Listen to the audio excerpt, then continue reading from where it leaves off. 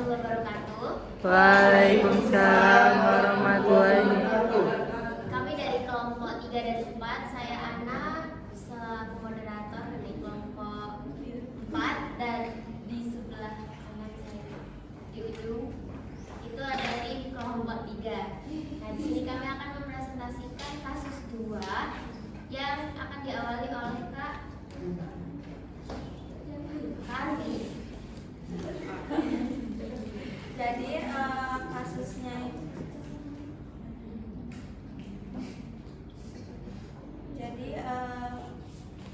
itu siswa kelas 3 SD, tulisannya itu berantakan, mulut tidak konsisten, sering keluar dari garis. Kemudian dia juga sulit menyalin dari papan tulis sehingga sering tertinggal. Kemudian saat bercerita dia lisannya lancar, tetapi saat diminta menulis karangan jadi sangat singkat dan kacau, dan sering dianggap ceroboh oleh gurunya. Kemudian tugas kelompok yaitu untuk nomor 1 yaitu apakah kasus ini lebih termasuk kesulitan belajar spesifik ataupun motivasi. Iya, kasus ini termasuk kesulitan belajar spesifik karena ketika dia diminta untuk bercerita, dia bisa bercerita dengan lisan secara lancar. Dia juga termasuk dalam kategori kesulitan belajar spesifik disgrafia. Kemudian selanjutnya ada tambahan dari kelompok 3.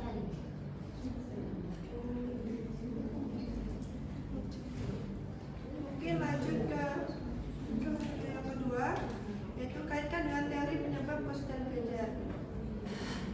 Kesulitan belajar menurut Learning Disabilities Association of Canada, learning disabilities disebabkan dari gangguan dalam satu atau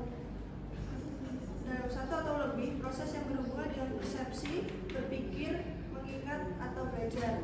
Yang termasuk tadi kesulitan dalam menulis.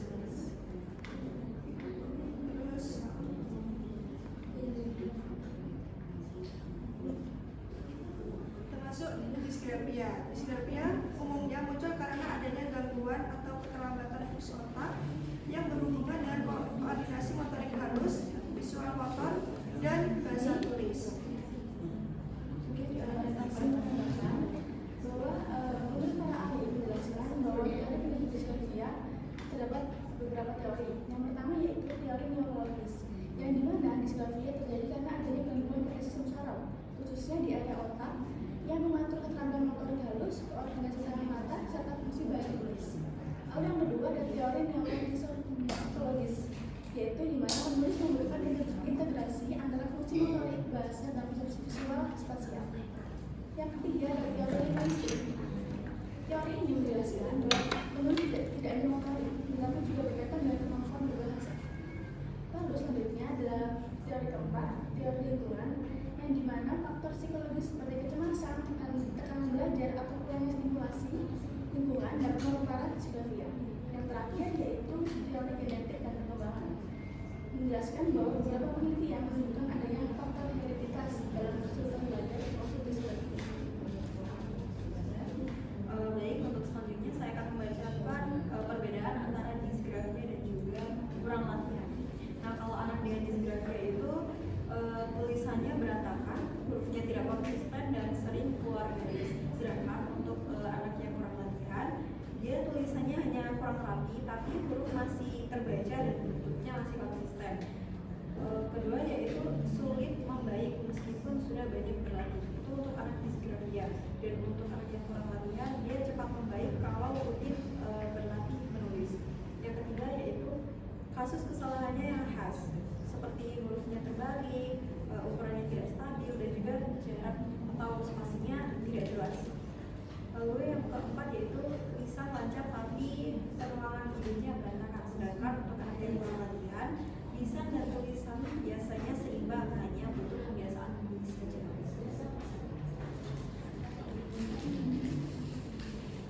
Kemudian saya menjelaskan rekomendasi strategi untuk anak disgrafia yang meliputi yang pertama latihan menulis, yaitu berlatih motorik halusnya, kemudian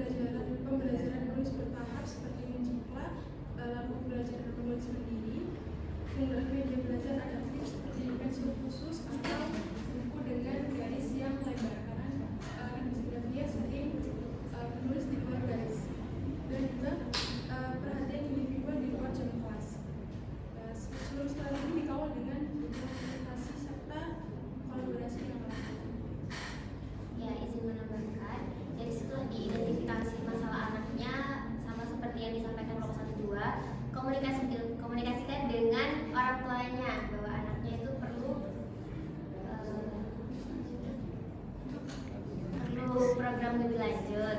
Nah setelah itu orang tua dan guru harus memotivasi. Jadi sebelum diberikan pengajaran lebih lanjut harus memotivasi kalau kamu bisa, kamu pasti bisa. Jadi gak usah takut, gak usah minder. Nah setelah itu tahap yang bisa dilakukan itu bisa dengan pengenalan huruf awal seperti kapital seperti apa, huruf kecil seperti apa, penggunaannya kapan. Nah dan dibantu menggunakan media pembelajaran yang disukai anak atau media yang tidak bosan. Jadi tahapnya itu bisa dengan mungkin digital menggunakan tab atau ada gambar dan di bawahnya ada titik-titik jadi anak berbalik tulisan.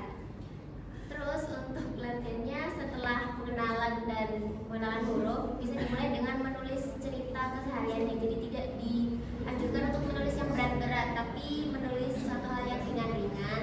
Nah setelah ditulis bisa dipraktekkan. Jadi latihannya itu zigzag, tidak hanya latihan menulis saja, tapi setelah menulis mungkin bisa praktek di depan untuk presentasi agar kepercayaan dirinya itu bertambah. Sekian. Sudah? Izin menambahkan, guru dan orang tua itu harus memberikan dukungan yang positif dengan cara yaitu menghindari kritik yang berlebihan kepada anak tersebut, sehingga anak tersebut tidak merasa minder gitu. Terus jadikan suasana hatinya menyenangkan, biar moodnya bagus. Kemudian komunikasi adalah hal penting bagi anak tersebut dengan orang tua maupun dengan gurunya. Izin menambahkan, kata Kak Ana, untuk pembelajaran disgrafia itu juga bisa ditambahkan dengan pembelajaran yang berupa audio visual. Dan itu juga kita bisa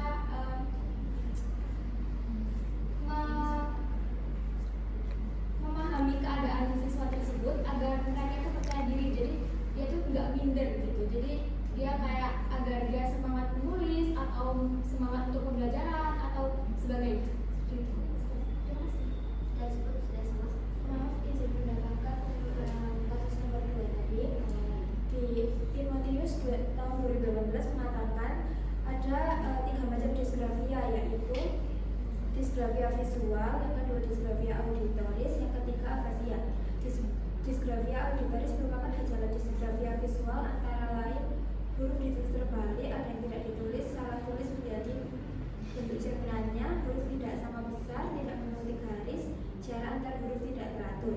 Disgrafia visual disebabkan karena adanya gangguan di lobus parietalis kiri, kerusakan pada pusat Broca, ditandai dengan kesalahpahaman benda, kalimatnya tidak sesuai dengan tata bahasa, dan kesulitan mengeja. Gangguan menulis dipengaruhi oleh gangguan bicara. Disgrafia auditoris merupakan gejala disgrafia, yaitu bunyi-bunyi yang hampir sama pengucapannya seperti huruf T dan G, C dan J, P dan G. Afasia adalah keadaan kehilangan daya berbahasa. Ya, jadi sekian presentasi dari kelompok 3 dan 4 atas perhatiannya. Terima kasih dan mohon maaf apabila ada salah kata. Sekian dari kelompok 3 dan 4. Wassalamualaikum.